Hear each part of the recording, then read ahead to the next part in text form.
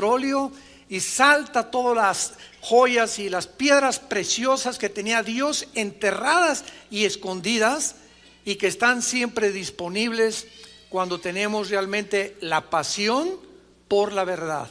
Debemos ser apasionados por la verdad. En estas 8 conferencias, esta es la 8ª, no nos hemos salido de los primeros 2 versículos.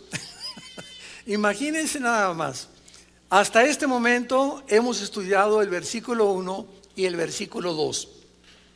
Y rápidamente, para todos ustedes que todavía no han tenido la oportunidad de escuchar estas conferencias, permítame hacer un breve resumen de 2 o 3 minutos.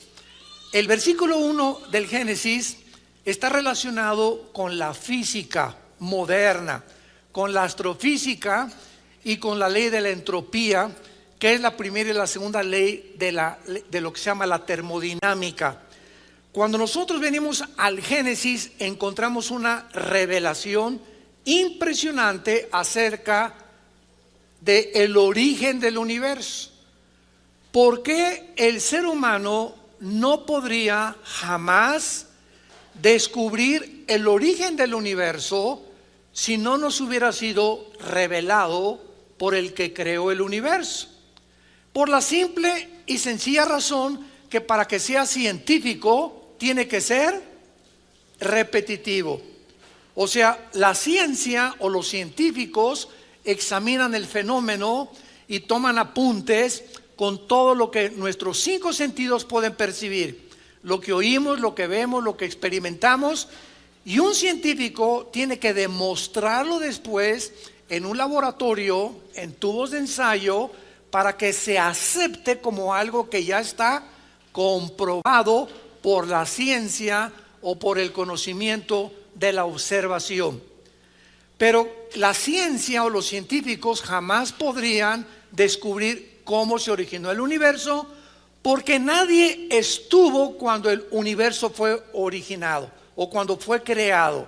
Entonces los científicos, al poder comenzar a tratar de investigar algo que trasciende su capacidad de investigación científica, los científicos también inventan teorías.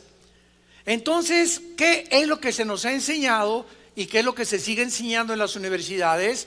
Pues que el universo comenzó con una gran explosión, lo que se conoce como el Big Bang, y que de esa explosión del desorden se formó el orden, y que de una forma fortuita y accidental se formaron todas las galaxias y el orden y los circuitos y la atmósfera que cubre la Tierra y las condiciones en las que el ser humano vivimos nosotros, que no las tiene ningún planeta fuera de nosotros, en las galaxias que nos rodean, y que todo fue un accidente y algo que fue realmente no creado.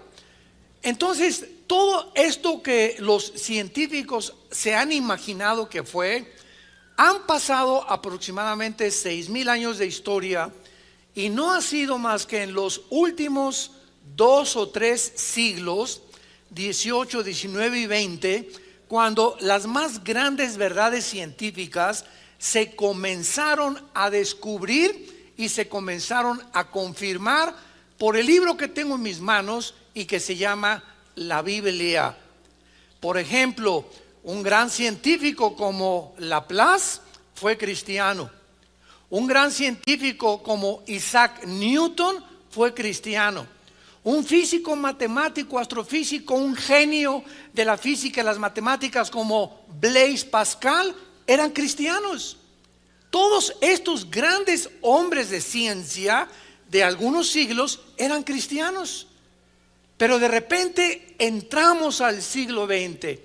Y comienza en el siglo XX, a principios de 1902, 1903, el primer carro de gasolina, donde brincamos del burro, después de casi 5,000 años de historia, brincamos del burro al motor de gasolina.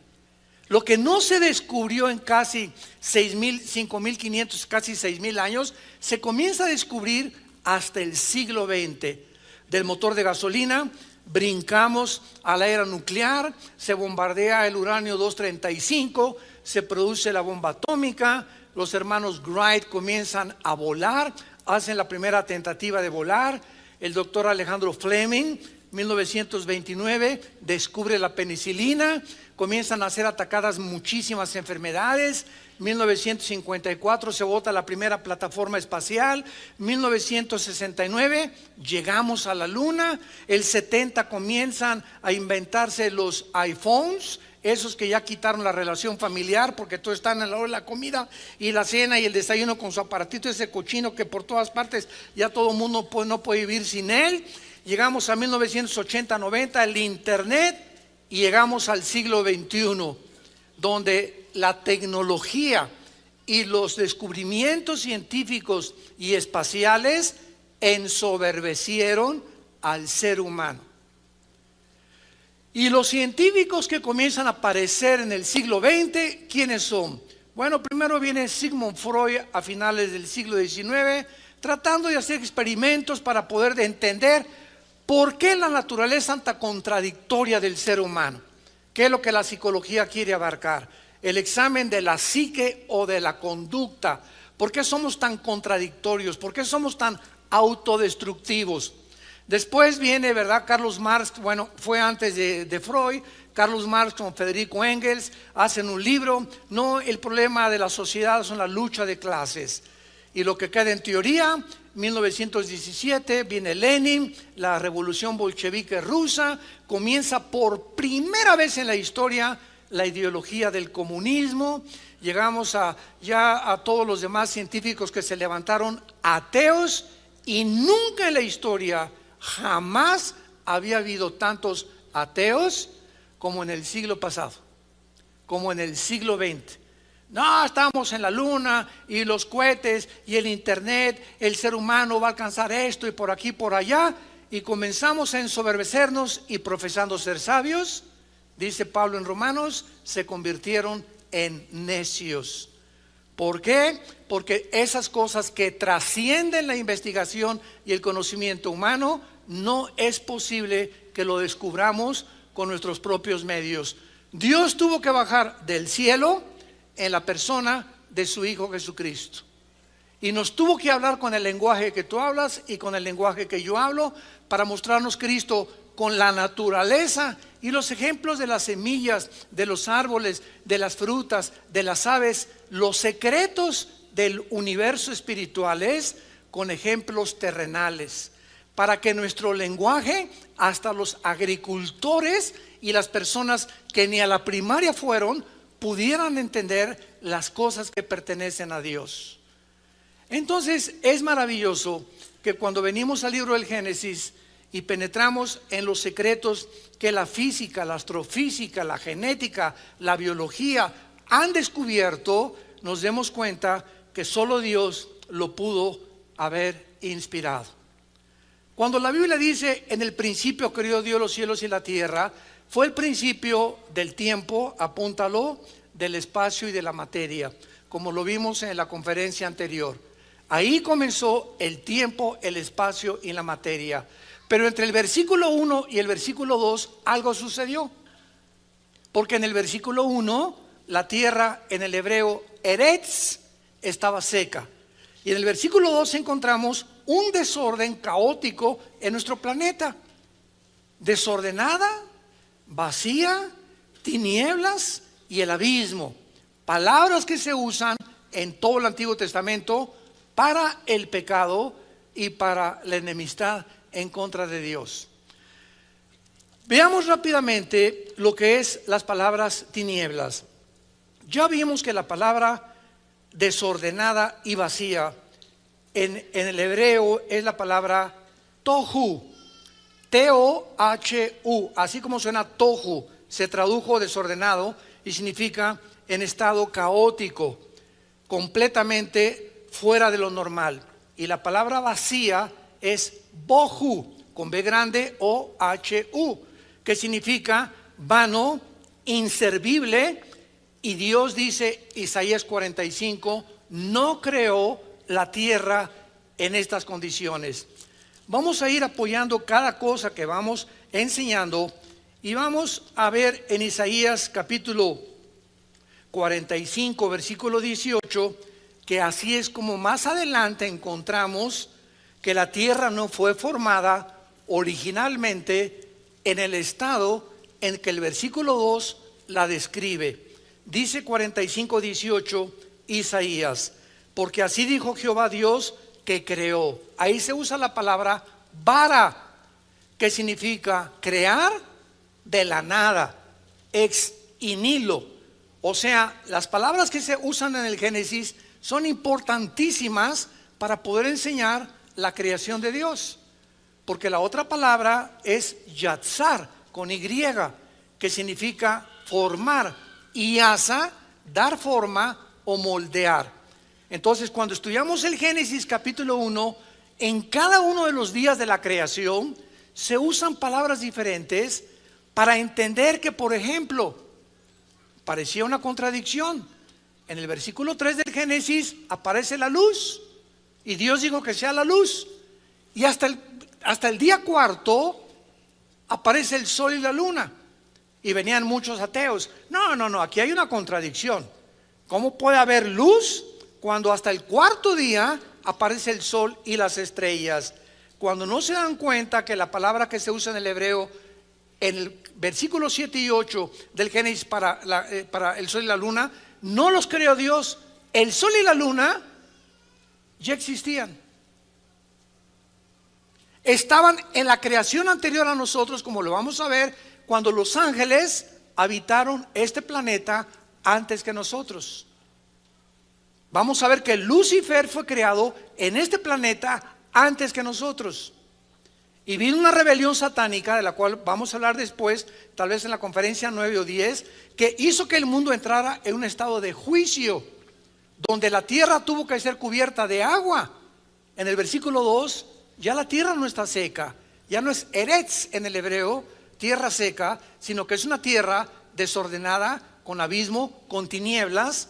Y la pregunta es, ¿qué le pasó entre el versículo 1 y el versículo 2 a la tierra? Y entre el versículo 1 y el versículo 2 hay millones de años de intermedio o de paréntesis. Y este fenómeno, que entre un versículo y otro haya 2000, 3000, 1.000.000 de años de diferencia, se repite continuamente en toda la Biblia. Eso lo explicamos ya anteriormente. Isaías 45, 18: porque así dijo Jehová que creó, vara de la nada, los cielos.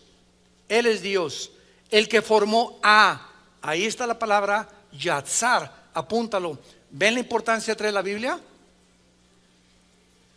O por lo menos en tu mano apúntatela si quieres ya. Ahí la palabra formar es yatzar. O sea, creó Dios, crea la tierra, y de la materia que ya existía, como un escultor, como un alfarero, le comienza Dios a formar. Que formó la tierra, el que la hizo y la compuso. Ahí compuso es asa. En este versículo se usan las tres palabras hebreas que se usan en todo el capítulo 1 del Génesis. En este solo versículo de Isaías 45, 18. La creó de la nada, la formó y la comenzó a moldear. Asa. Y dice así: no la creó tohu. La palabra que se usó en el versículo 2, no la creó en vano, ni tampoco para que fuese desordenada, para que fuese habitada la creó. Yo soy Jehová y no hay otro. Muy bien. Cuando todos ustedes estudien la teología, o a los estudiantes serios de la Biblia, van ustedes a descubrir que la Biblia contiene diferentes perspectivas, diferentes formas en las que muchos han interpretado un pasaje o un versículo. Por ejemplo, en el versículo 1 y 2 de la Biblia hay una corriente de teólogos que dicen que cuando dice la Biblia Dios creó los cielos y la tierra estaba desordenada, se refiere al principio de la creación del universo. Y eso no puede ser. No puede ser, en primer lugar, por las evidencias que estamos demostrando. ¿Cuál es? Que la tierra no fue creada desordenada y vacía. La tierra no fue creada en tinieblas. porque Dios es luz. Y la pregunta sería, ¿las tinieblas de dónde salieron? O sea, si las tinieblas ya estaban antes que la tierra fuera formada, es porque antes de nosotros las tinieblas aparecieron en la rebelión de Lucifer. Y la Biblia nos muestra en Job 38, en Proverbios capítulo 8, en el Salmo 104, de que la tierra fue fundada antes que nosotros y que tenemos que poder estudiar la Biblia y compararla con otros pasajes para no solamente del Génesis poder sacar conclusiones erróneas.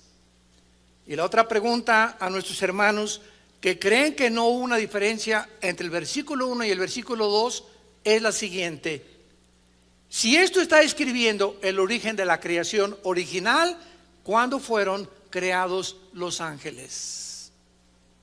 Y la Biblia es clarísima que los ángeles fueron creados antes que nosotros, y veamos esta evidencia en el libro de Job capítulo 38.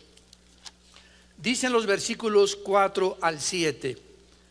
Vean ustedes, santos de Dios, la importancia de poder unir todos los pasajes de la Biblia para no sacar y concluir de uno solo doctrinas que se convierten posteriormente en herejías. ¿Qué cosa es una herejía?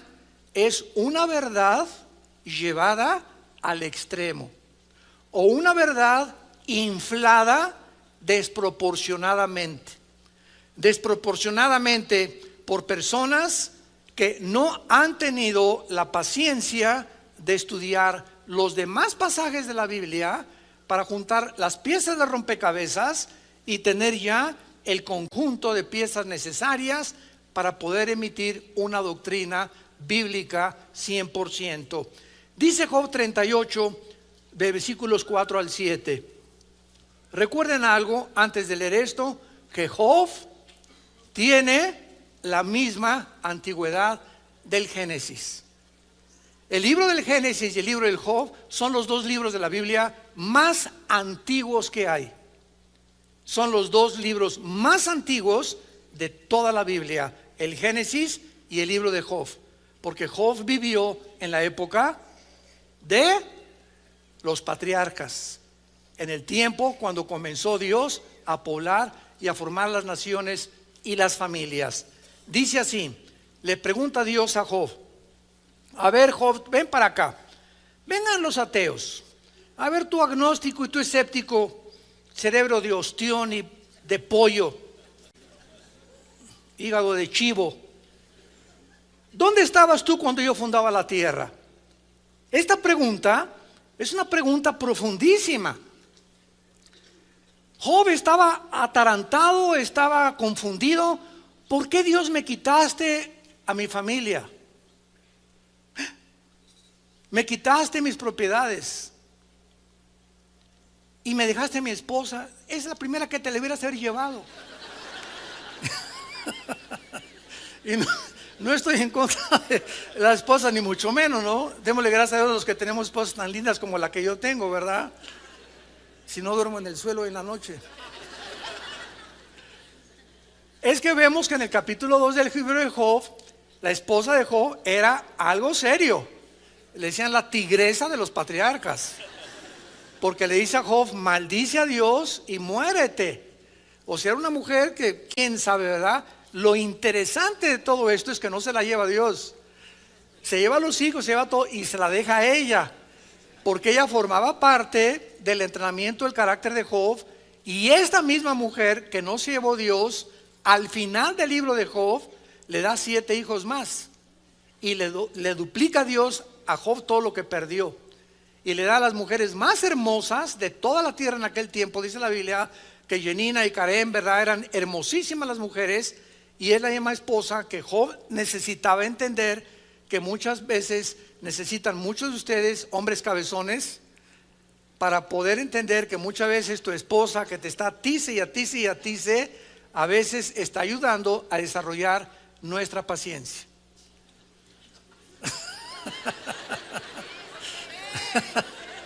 Vengan a Acapulco al seminario de matrimonios. Ahí vamos a aprender muchas cosas, ¿verdad? O al revés también. A veces son a las pobres mujeres, ¿verdad? Que les tocan a hombres que dale y dale y duro y duro y duro. Y hermano, yo me quisiera casar con alguien que se pareciera a Rambo, hermano. Y bueno, ¿sabes qué, hermana? Te tocó ese y tienes que esperarte hasta que vamos a ver en los seminarios cómo es.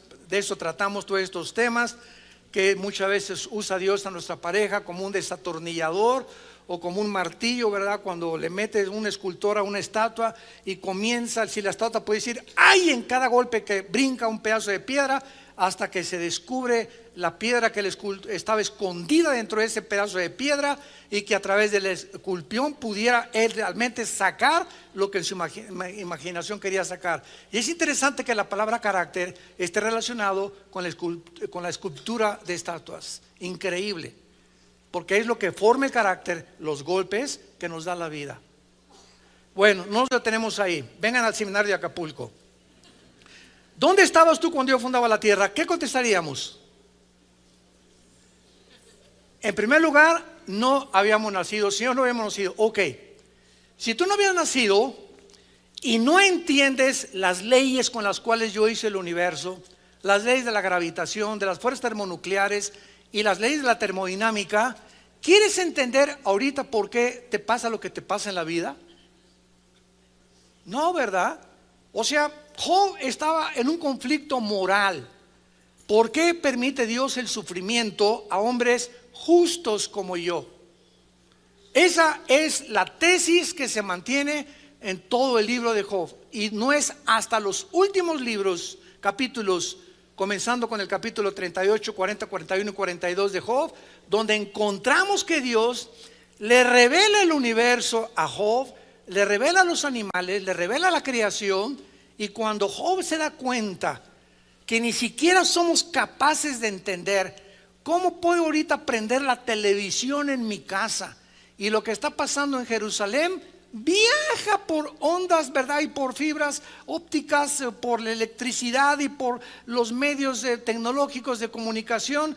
Y en ese aparatito de la televisión veo figuras y personas que están allá, pero también están en mi televisión.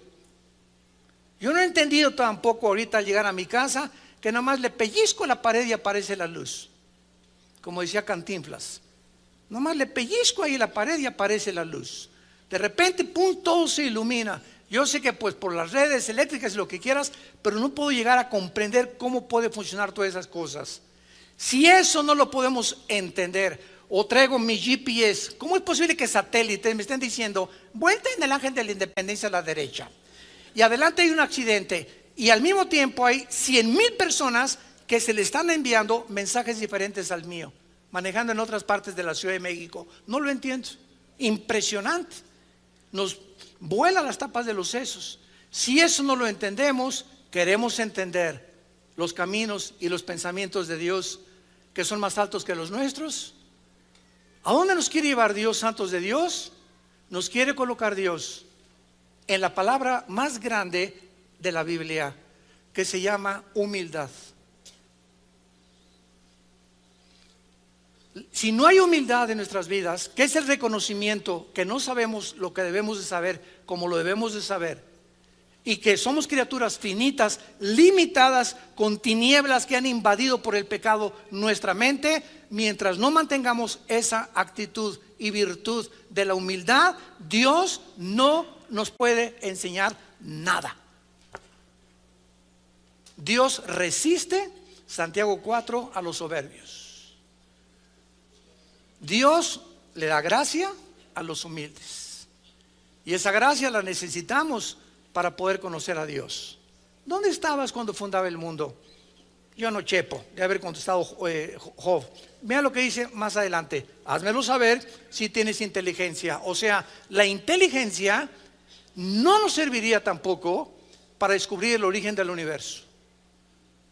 Por más inteligente que fue Alberto Einstein, por más inteligente que se acaba de morir el sucesor de Einstein, Stephen Hawking, el astrofísico que murió en Inglaterra, dime el físico Blaise Pascal, Galileo Galilei, el Laplace, el que tú me quieras mencionar, Luis Pasteur, ninguno ha podido descifrar y entender, ni jamás lo hará, el origen del universo.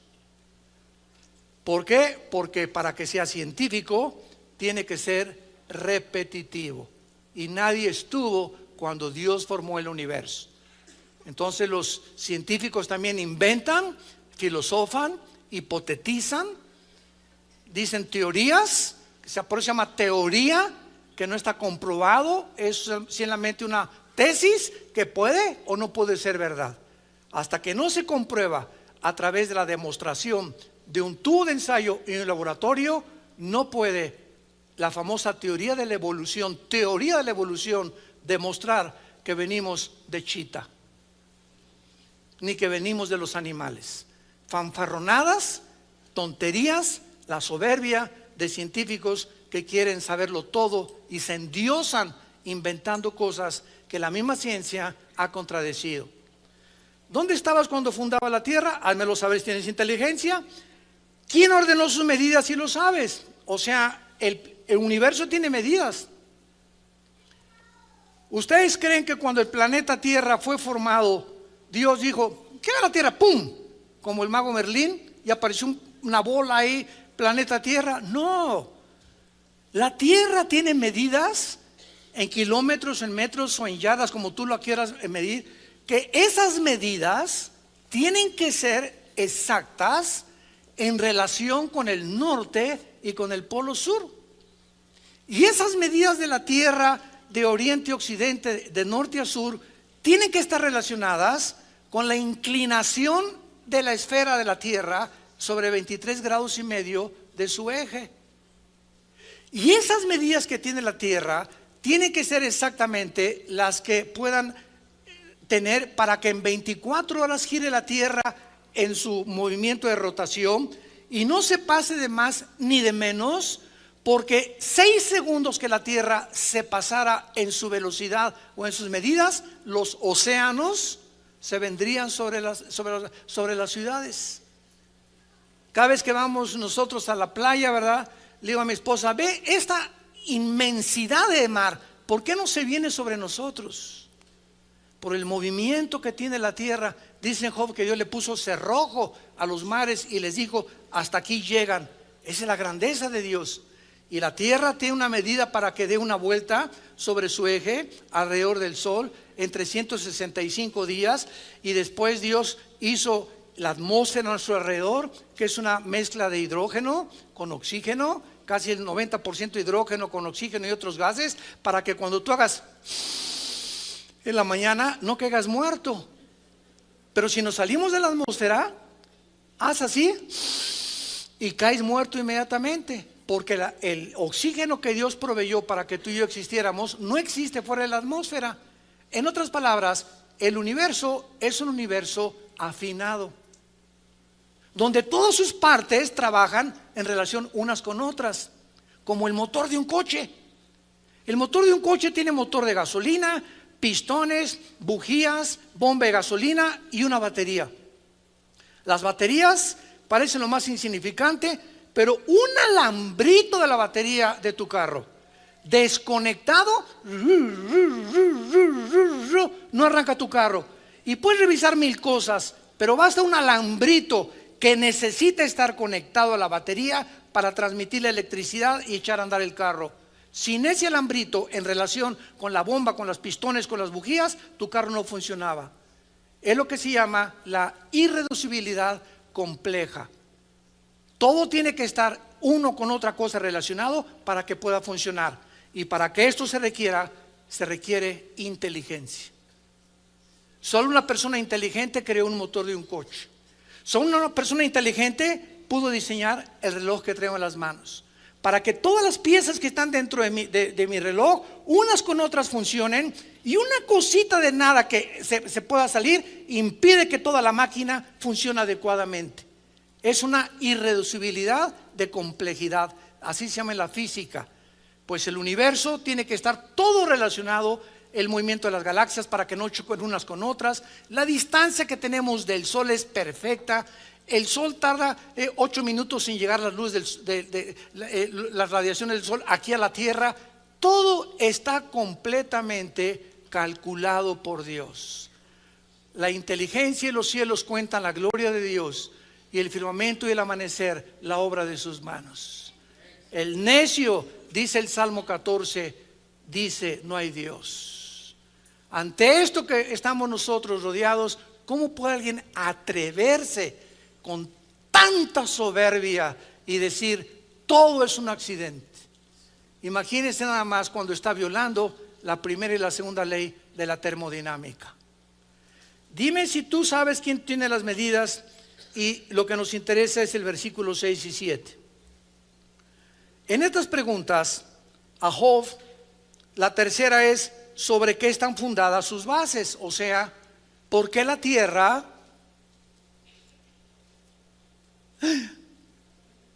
cuelga sobre nada? ¿Se acuerdan de esas revistas y libros que todavía hace algunos años, donde ponían a la tierra arriba de una tortuga o de Charles Atlas? ¿Por qué no se cae la tierra? ¿Cómo la luna que se pone sobre las tierras de mi corazón? Y le hacemos canciones a la luna. ¿Y por qué la luna no se cae? O sea, ¿qué es lo que está en el espacio? Que esos cuerpos celestes se mantengan con velocidades perfectamente bien calculadas, que no choquen un cuerpo contra otro, etcétera, etcétera. Y es lo que le pregunta a Dios a Job: ¿sobre qué está fundada, o qué es lo que hace para que la tierra flote en el espacio, se traslade alrededor del sol y pueda hacer lo perfecto para que exista la vida de los seres humanos? Algo que se saliera fuera del orden del universo, tú y yo no podríamos existir. Y ninguna de estas leyes existe en la luna, ni en Marte, ni en Venus, ni en Plutón, ni en Júpiter. Todo fue diseñado por el Dios, donde Dios nos colocó para que aquí en este mundo le conociéramos, le admiráramos y le adoráramos por la grandeza de su creación. Y esta es la pregunta final. Y dice la Biblia que cuando Dios hacía todo eso, ordenó la tierra, le extendió cordel, la puso como flotando en el espacio. Dice el versículo 7 que cuando Él hacía todas estas cosas, alababan las estrellas del alba y se regocijaban los Ben Elohim, que en el hebreo se tradujo los hijos de Dios.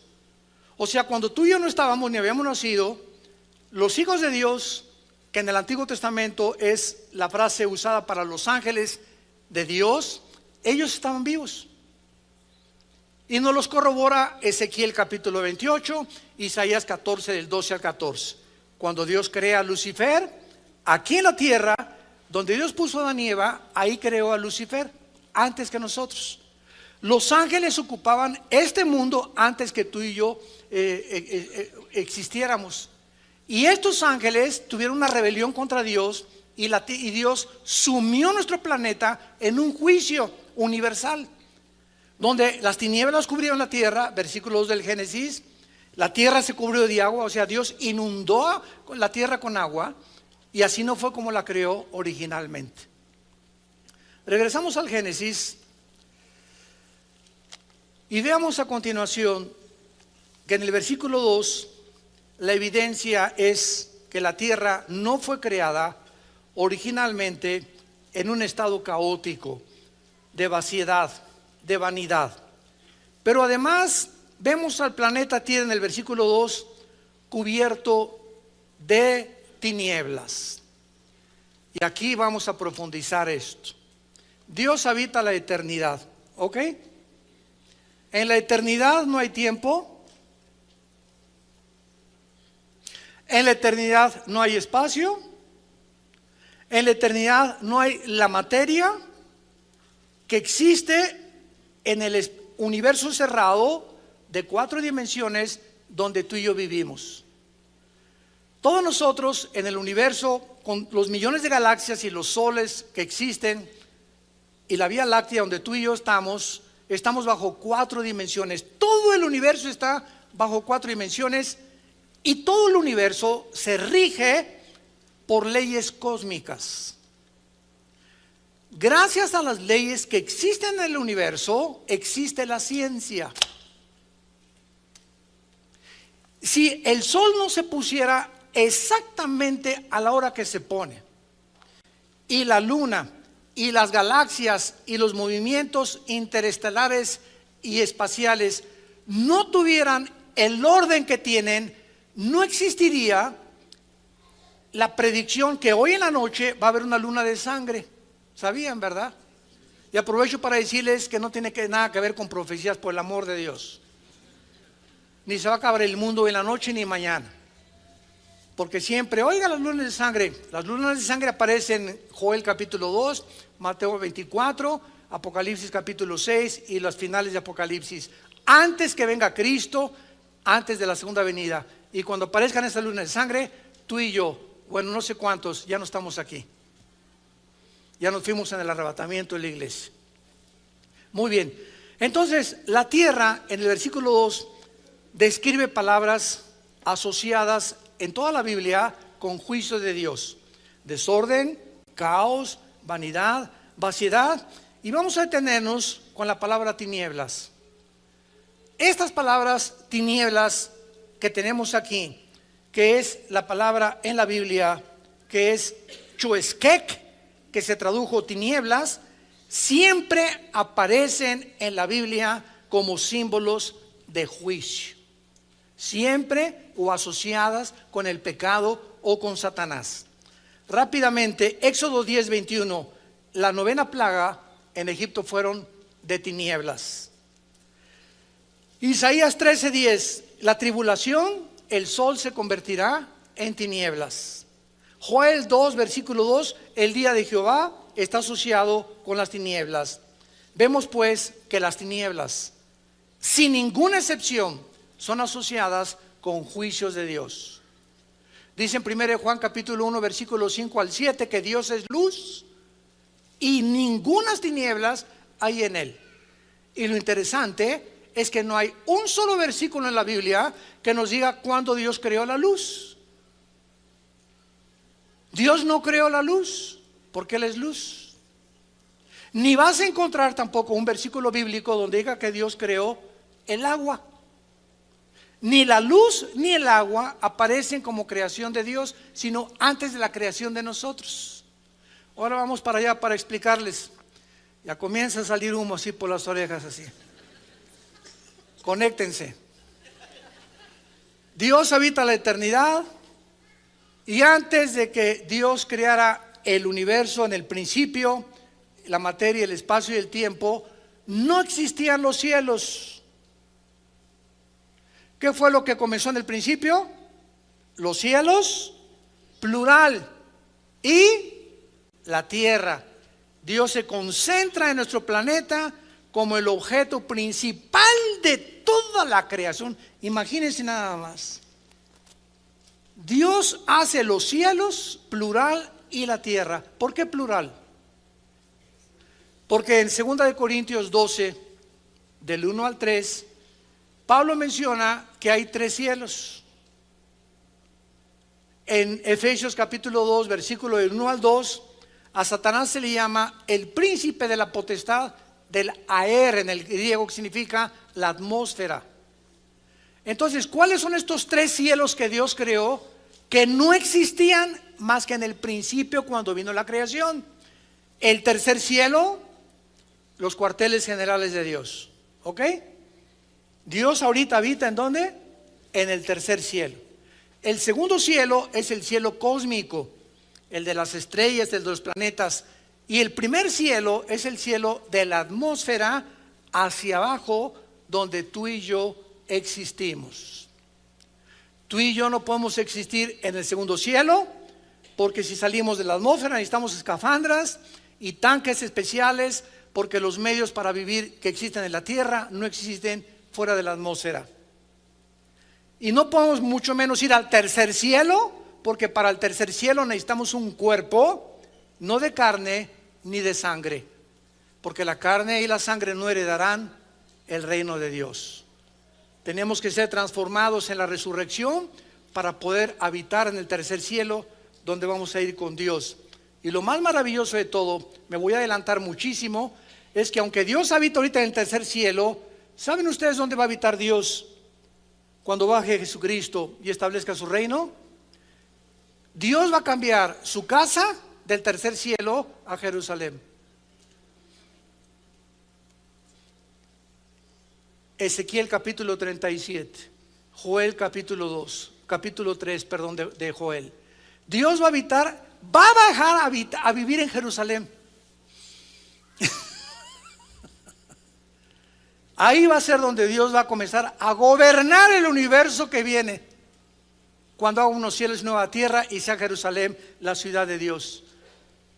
Qué impresionante que por eso Jerusalén ahorita es la manzana de la discordia, y va a ser Jerusalén la chispa que prenda la tercera guerra mundial. Zacarías capítulo 12 del 1 al 3. Se convertirá Jerusalén en piedra pesada a las naciones, porque las naciones querrán destruir a Jerusalén. ¿Por qué? Porque el diablo sabe que cuando Cristo venga, va a convertir en Jerusalén en el reino milenial. Y entonces se acabó el dominio y el control y el gobierno de Lucifer. Y por eso él está haciendo todo lo posible por destruir, y los quiso destruir y los sigue queriendo destruir a los que están habitando en Jerusalén, la ciudad que Dios ha establecido y escogido como la capital eterna de su reinado. Ahora entendemos por qué Jerusalén es el centro de la manzana de la discordia de la historia de Dios. Muy bien, ahora entonces está la eternidad, el tercer cielo, el segundo cielo, el primer cielo. Dios de la eternidad, cuando crea los tres cielos, se baja al tercer cielo y ahí establece, mientras dura el tiempo, sus cuarteles generales. Cuando fue sacado Juan de su cuerpo para escribir el Apocalipsis, lo subió Dios al tercer cielo, no en su cuerpo, porque carne y sangre no pueden heredar el reino de Dios. Cuando Pablo fue sacado de su cuerpo y Dios le revela cosas que ni siquiera él se atreve a decirnos, que hay un lenguaje para expresar lo que él vio, Dios saca a Pablo de su cuerpo. 2 Corintios capítulo 12.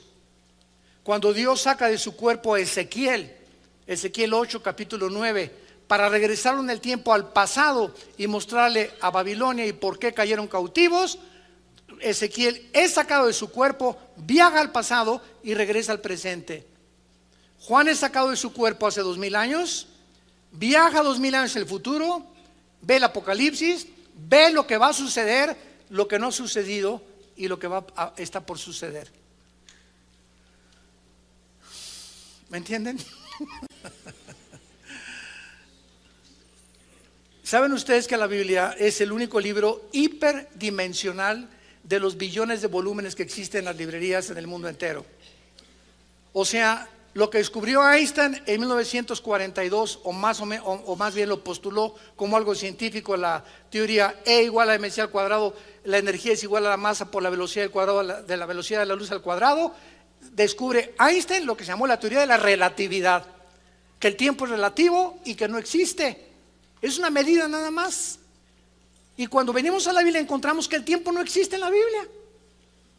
¿Por qué? Porque el pasado, el presente y el futuro, el pasado está unido con el presente con el pasado con el futuro. Lo que Juan vio hace 2000 años en el Apocalipsis va a suceder, pero Juan viajó 2000 años y vio lo que hace 2000 años no había sucedido, lo que ahorita no está por suceder y lo que está por suceder. Ya sucedió y va otra vez a suceder. Y esto no es idioma de Cantinflas, ¿eh? Lo que ya fue, es y no será. Oiga, parece un trabalenguas, ¿verdad? Pero esto es impresionante porque eso demuestra lo que la ciencia, cientos de siglos después, el mismo Einstein descubre, que el tiempo es relativo, que no existe el tiempo realmente, es solamente una medida. Si nosotros vamos a la luna, tú te vas de 40 años de edad y tu esposa tiene aquí 40 años de edad, de la misma edad, y allá pasan 5 años y regresa tu esposo de la luna, tú tienes 60 y él va a tener 50, va a estar 10 años más vieja que él, ya no se va a querer casar contigo. ¿Por qué? Porque en el espacio, fuera de la atmósfera, el tiempo pasa más despacio que como pasa aquí en la tierra. por la velocidad que tienen los planetas alrededor del Sol. De acuerdo a la velocidad y a la distancia que tienen del Sol, se miden los días. Aquí un día es de 24 horas y alrededor del Sol 365 días. Pero Mercurio no le da la vuelta en 365 días al Sol, ni tampoco Marte, y menos Plutón y Júpiter. Y por eso cuando salimos de la Tierra es imposible, lo dijo Einstein, la conquista del espacio. Por la velocidad del tiempo y porque no existe el tiempo como pasa aquí en la Tierra y la velocidad de la luz. 300,000 kilómetros por segundo. Bueno, veamos entonces claramente, ¿verdad?, que las tinieblas aparecen. Y aquí está la pregunta que nos vamos a hacer. Pongan mucha atención. La eternidad, Dios determina que comience el tiempo. Si comienza el tiempo, tiene que tener un fin. El universo es como un reloj, se le está acabando la cuerda. La segunda ley, la termodinámica, y la ley de la entropía lo confirman físicamente. Muy bien. Aquí no había tinieblas. Dios es luz. ¿Cuándo aparecieron las tinieblas? ¿Cómo aparecieron las tinieblas? En el momento en que Lucifer, él vivía bajo la luz, bajo el reino de Dios. Lucifer decide ir en contra de Dios y en ese momento se crean las tinieblas físicas y espirituales. Dios creó las tinieblas. Cuando Lucifer aparece en el escenario, en el tiempo y en el espacio, Dios es luz y él no podía más que separar lo que no es de luz y lo que es de la luz, lo que es de la noche y lo que es del día. Veamos esta verdad en Isaías capítulo 45 para que todo lo podamos respaldar. Versículo 7. Qué importancia de venir el domingo con la Biblia. Qué barbaridad. Puro Calimán tú. Isaías 45 versículo 7. Dice así, es Dios el que está hablando, que formó la luz. Pero la palabra formar es yatzar en el hebreo con Y. Y-A-T-S de Samuel A-R, yatzar, que significa moldear o enviar. Y la ciencia descubre que la luz viaja. Las tinieblas son estáticas. La luz está en constante movimiento, las tinieblas no. Las tinieblas son estáticas. Y cuando la Biblia usa estos ejemplos espirituales, físicamente nos dice a nosotros los cristianos que nosotros somos la luz. ¿Qué significa esto si lo unimos a la física? Que el cristiano es una persona que está en constante movimiento, avanzando, nunca está estático. En la geometría el círculo es el punto donde sales de un lugar y regresas al mismo lugar. La línea recta es la figura en la que siempre es hacia adelante. Y la vida del justo y el camino del justo es como la aurora. Cada día es un amanecer nuevo, cada día es más luz. Siempre estamos avanzando de gloria en gloria. I remember that I have got someone like you in my life. A single day is nothing without you. I hope that my sunshine will always be with me.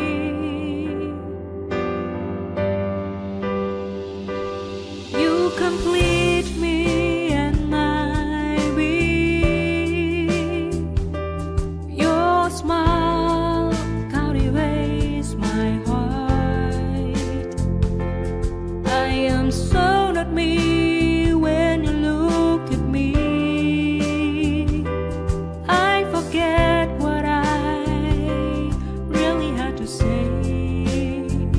This is the magic of your love on me. It's my soul, the destiny that I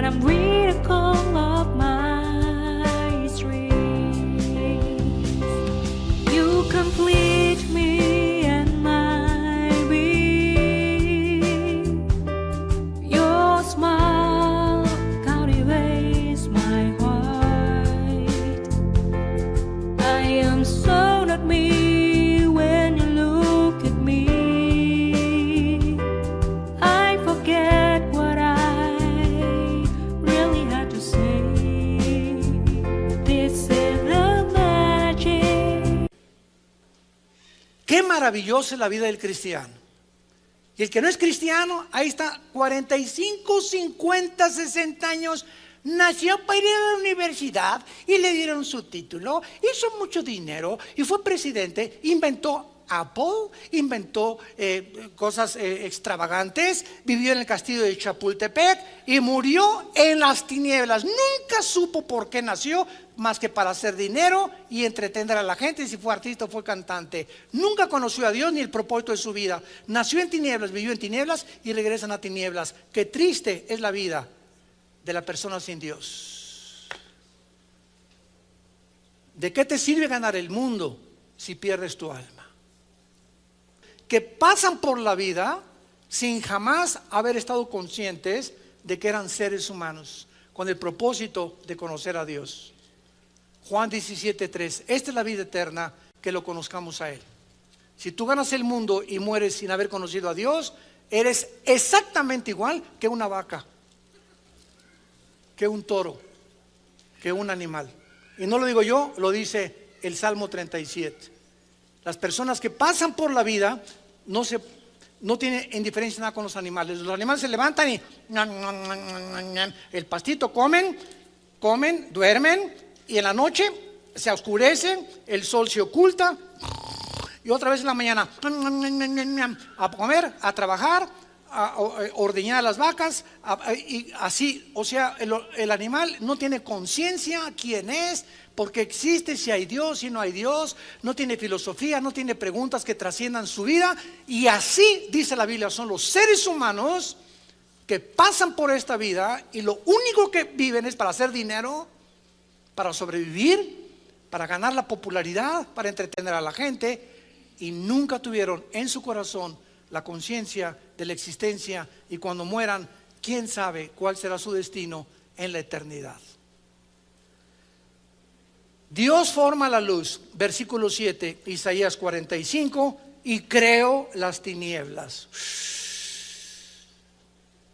Y creó las tinieblas, y la palabra crear aquí, apúntalo, es bara, con B, que es se usa nada más 3 veces en Génesis capítulo 1. 3 veces cuando Dios, en el principio Dios creó, es bara. De la nada, dice Hebreos 11:3, de lo que no existía, Dios dijo y apareció el universo. No fue una explosión ni el Big Bang, apareció todo en un orden perfecto. Bara, lo usa con la creación animal y lo usa con nosotros los seres humanos. En todo lo demás Dios usa la materia que Él creó para formarla, pero lo que creó de la nada es lo que Dios quiere que entendamos. Las tinieblas no existían, Dios las creó de la nada. Que hago la luz y la paz y creo la adversidad. Otra vez la palabra bara, crear de la nada. La adversidad, el pecado no existían antes de la creación del universo, porque Dios es luz. Yo, Jehová, soy el que hago todo esto. ¿Ven ustedes la profundidad de la palabra de Dios, santos de Dios? Qué maravilloso es que podamos encontrar todo esto.